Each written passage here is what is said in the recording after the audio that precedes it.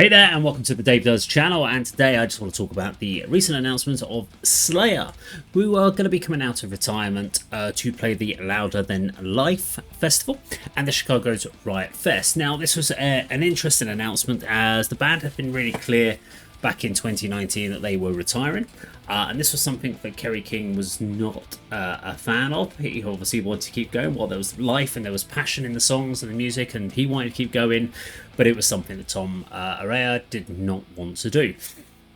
So Holt then went off, and he went off to do his thing, and so they all kind of went off and did it. And interestingly, Kerry King's then come back with his solo project, and 2 days later Slayer announced the reunion show. Now, many fans have kicked off about this and how disgraceful it is, but Kiss have been doing this for years. They've been coming back and doing reunion shows, and other bands have also done reunions after sort of semi-retirement.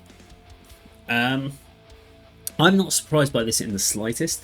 I think they made the right call to retire when they did, when they had no passion to be in it, especially with the frontman Tom didn't have the passion to do it. Then he took this decision that he didn't want to do it, and the band should retire, because you couldn't really continue Slayer without him.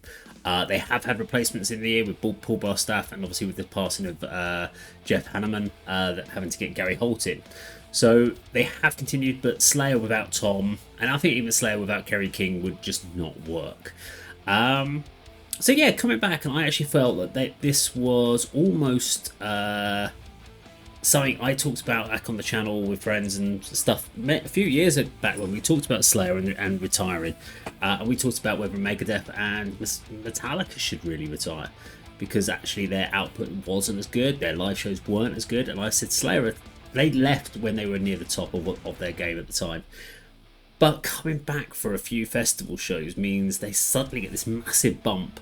It pushes a huge amount of back catalogue, although I guess it's all in streaming services now, but it gives them a massive boost, and again gets them some big recognition of people really invigorating themselves amongst the Slayer. People checking out their music that may not have come across it before, because of all the hype they're getting. So it does make complete sense, and although Kerry King has mentioned that obviously he was focused on his solo project, again it's a great boost for his solo.